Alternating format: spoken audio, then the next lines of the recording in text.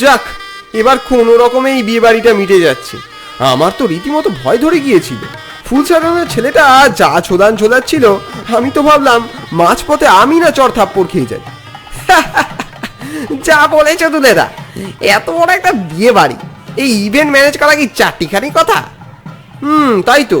আচ্ছা শুবে, কাল কিন্তু ভোর ভোর ডেকোরেশনের জিনিসপত্রগুলো গাড়িতে লোড করে দিস, অনেকটা দূর যেতে হবে। ও নিয়ে তুমি কোনো চিন্তা করো না, আমি সব ম্যানেজ করে নেবো। এই হারু কোথায় রে? ওকে অত খেতে বারণ কর, শেষে দেখবি কাল বাড়ি পৌঁছানোই মুশকিল হবে। ও তুমি কোনো চিন্তা করো না, আমি সব ব্যবস্থা করে নিচ্ছি। কি ব্যাপার দুদাদা, আজ মেজাজ খুব খুশ মনে হচ্ছে। তা তো খুশ বটেই, হাতে পুরো পেমেন্টটাই পেয়ে গেছি। যদিও এরপর পুজো ঢুকে যাচ্ছে আর বিয়ে বাড়ি নেই। এবার জামা কাপড় আর নানা জিনিসের খরচা শুরু। এই দেখো, তোর সাথে বক বক করতে গিয়ে ফরিদের গ্যারেজটা থেকে চলে এলাম ফেলে। আরে ওর কাছে একটা টায়ার পড়ে আছে, টাকাও দেওয়া আছে, নেওয়া আর হচ্ছে না। শোন, তুই চট করে গাড়িটা সাইড করে ওর দোকান থেকে টায়ারটা নিয়ে আয়, আমি একটু গাড়ি থেকে নেমে একটু ফ্রেশ হাওয়া খেয়ে নিই। ঠিক আছে তো দাদা। আরে এই বাক্সটা আবার কার? সত্যি দেখলাম কাঠের একটা প্রায় 6 ইঞ্চি লম্বা আর 4 ইঞ্চি মোটা বাক্স। বাক্সর ওপরে কাঠ আর নানাবিধ পাথর দিয়ে আঁকা বাঁকা কারুকার্য করা। দেখি মনে হচ্ছে এটা কোনো নামি দামি বাক্স, বেশ পুরনো। ওখানে কি দেখছো দাদা? তুই দেখছি আমাকে চুরির দায়ে কোনদিন জেলে ঢোকাবি। এটা কি তুলে এনেছিস? কি তুলে আনবো? এই যে ভালো করে দেখ, একটা বাক্স। বাক্স? কিসের বাক্স? আমি তো কোনো বাক্স তুলিনি। বাক্স তুলিসনি? তাহলে এটা এলো কোত্থেকে? দাদা দিব্যি করে বলছি, আমি কোনো বাক্স তুলিনি, এই আমি প্রথম দেখছি। এই দেখো, এই দেখো তোমার লিস্ট, বিশ্বাস নয় দেখে নাও। ঠিক আছে ঠিক আছে, এখনই ওই বাড়িতে ফিরতে হবে। চল তাড়াতাড়ি ফেরত দিয়ে আসি, বাক্সটা দেখে দামি মনে হচ্ছে। ঠিক আছে। কি ব্যাপার বলো তো, বাড়িটা কেমন যেন থমথমে হয়ে আছে, আর কার যেন কান্নার আওয়াজ আসছে। এই তো কিছুক্ষণ আগেই এখান থেকে জিনিসপত্র নিয়ে ফিরলাম, তখন তো কত লোকজন ছিল। কি জানি। ওই তো উমেশ দা, পরের কাকা। উমেশ দা শুনুন। কি ব্যাপার দুলাল? আমি সকালে আমার সমস্ত জিনিসপত্র নিয়ে চলে গিয়েছিলাম, কিন্তু মাঝপথে হঠাৎ দেখলাম আমার গাড়িতে আপনাদের বাড়ি থেকে একটা কাঠের বাক্স ভুলবশত উঠে গেছে। খুব দামি কারুকার্য করা। দেখুন তো এই বাড়ির কারোর হবে কিনা। দেখো ভাই দুলাল, আমি বলি কি, এসব না হয় থাক এখন। আমাদের বাড়িতে কিছুক্ষণ আগে একটা বড় অঘটন ঘটে গেছে। আমার ভাইপো, মানে যার বিয়েতে তুমি ডেকোরেশন করেছিলে, সে কিছুক্ষণ আগেই মারা গেছে। সে কি কথা? হঠাৎ কি হয়েছিল? কি জানি ভাই, কাল অনুষ্ঠানের পর রাত্রে শুতে গিয়েছিল। দিব্যি ভালো ছেলে, তারপর রাত্রে বোধহয় বাথরুম করতে উঠেছিল, বাথরুমেই স্ট্রোক হয়। শোনো দুলাল, তুমি বরং আজ ফিরে যাও, বাক্সটা তোমার কাছেই রাখো। যদি কেউ পরে খোঁজ করে তখন না হয় দিয়ে যেও। ঠিক আছে ঠিক আছে, আপনি কিছু ভাববেন না, আমি আসছি। হ্যাঁ শুবে, শুবে। কে? আরে দুলেদা, তুমি এত রাতে? শুবে, শুবে ভাই, তুই তুই আমায় বাঁচা। কি হয়েছে? তুমি অমন করছো কেন? আমার শরীর খুব খারাপ করছে, খুব খারাপ লাগছে। মনে হচ্ছে আমার এক্ষুনি হার্ট অ্যাটাক হয়ে যাবে। শুবে। কেন কেন, কি বলছো? কি হয়েছে তোমার? হ্যাঁ হ্যাঁ রে, ও ঘরে এমন কিছু আছে যা আমায় বাঁচতে দেবে না। কি উল্টো পাল্টা বকছো? থামো তো, অনেকদিন ঘুম হয়নি তাই মনে ভুলভাল বকছো। না রে, বিশ্বাস কর, তুই আমার সাথে ও ঘরে একবারটি চল, তুই বুঝতে পারবি। ঠিক আছে ঠিক আছে, চলো তো দেখি কি বলছো। কই কি আছে ঘরে? তোমার মাথাটা না দিন দিন খারাপ হয়ে যাচ্ছে। না রে, আমার মনে হচ্ছিল ওই ওই ওই বাক্সটা কেমন যেন নড়ে নড়ে উঠছে। তোমার মাথাখানা একদম গেছে দুলেদা, জানো তো, বাজে কথা বলছো। তুমি এখন ছাড়ো, চুপচাপ ঘুমো ঘুমো। না, তুই আমার সাথে ঘুমো। কাল রাতে তো ভালোই ঘুমোলো, কিসের সমস্যা বলো তো? কিছুই তো দেখলাম না। কি জানি ভাই, কিন্তু বিশ্বাস কর, আমি সত্যি অলৌকিক একটা পরিস্থিতির মধ্যে আমি ছিলাম। নইলে কাল অত রাতে আমি তোর কাছে যাই? আসলে কি ব্যাপার জানো, কাল ওই নিখিল বলে ছেলেটার কথা তোমার মাথায় ঘুরছিল। এসব নিয়েই তোমার মাথার ভিতর একটা চিন্তা ঢুকে গেছে, আর তাই তুমি দুঃস্বপ্ন দেখেছ। আমি ঘুমোতে যাওয়ার আগে ওর কথা ভাবছিলাম বটে।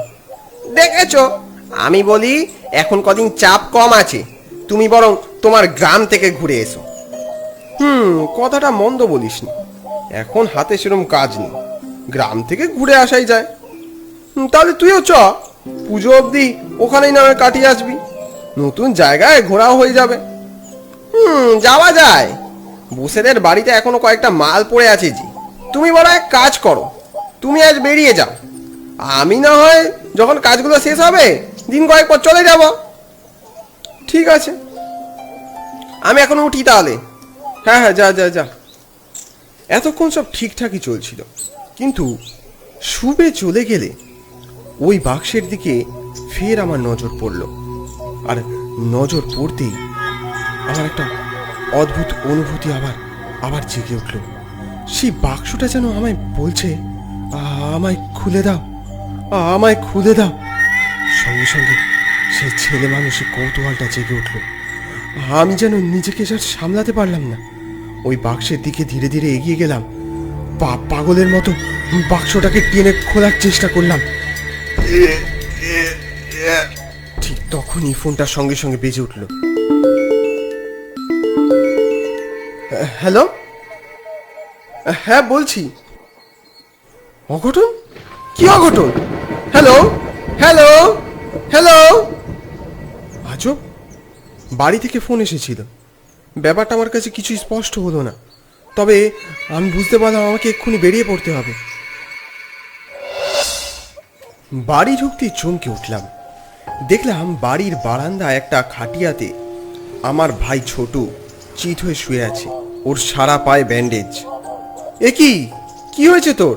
আর বলিস না দাদা, বাজারে কয়েকটা আনাজ কিনতে বেরিয়েছিলাম, কোত্থেকে একটা পিল্লাই গাড়ি এসে সাইকেলের পিছনে দিল ধাক্কা।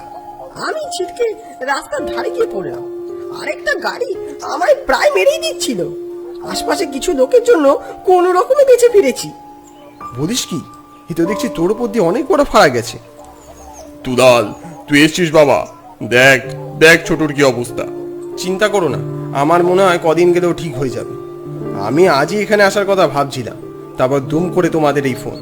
দাদা, তোর হাতে ওটা কি রে? এটা আর বলিস না, এই বাক্সটা আমরা এই ডেকোরেশনের কাজ করি না বিয়ে বাড়ির, সেখান থেকে ভুল করে চলে এসছে, ফেরত দিতে হবে। দামি জিনিস, তাই এখানে নিয়ে এলাম, ওখানে ভাড়ার বাড়িতে চুরি টুরি হয়ে যেতে পারে। নে তুই এখন রেস্ট নে, কথা বলিস না। জিনিসপত্র আর বাক্সটাকে যত্ন করে আমাদের গুদামে ঢুকিয়ে রাখলাম। দুটো দিন নির্ঝঞ্ঝাট কাটলো। দিন কয়েক পর এক সন্ধ্যায় দোতলার বারান্দায় দাঁড়িয়েছিলাম। বাবা মা গিয়েছিল এক আত্মীয়ের বাড়ি। হঠাৎ একটা পোড়া গন্ধ আবার সবকিছু এলোমেলো করে দিল। যেন একটা পোড়া গন্ধ, না গন্ধটা যেন ওদিক থেকে আসছে। বিস্ফারিত চোখে দেখলাম আমাদের বাড়ির ঠিক পিছনের কোনো একটা ঘর থেকে গল গল করে ধোঁয়া বেরোচ্ছে। আমি তৎক্ষণাৎ সিঁড়ি দিয়ে নিচে নেমে দেখলাম আমাদের গুদামে আগুন ধরে গেছে। বাঁচাও বাঁচাও, মরে গেলাম মরে গেলাম। ছোটু, তুই ওখানে কি করছিস? শিগগির বেরো। বেরোতে পারছি না দাদা, এখানে চারপাশে আগুন যে। আমার মাথা কাজ করলো না, সামনে যা পেলাম তা দিয়ে আগুন নেভানোর চেষ্টা করলাম, কিন্তু সব চেষ্টাই ব্যর্থ হলো বারবার। ধীরে ধীরে আগুন বাড়তে লাগলো, দাউ দাউ করে চারদিক ধোঁয়ায় ভরে গেল। বাড়িতে কেউ নেই, আর আমাদের আশপাশে সেরকম কেউ থাকে না যে এক্ষুনি ছুটে আসবে। এ কি হয়েছে? এখানে তো ধোঁয়া কিসের? শুবে তুই এসছিস? দেখ দেখ কি কাণ্ড। দাঁড়াও দাদা, আমি জল নিয়ে আসছি। হ্যাঁ তাড়াতাড়ি আয়।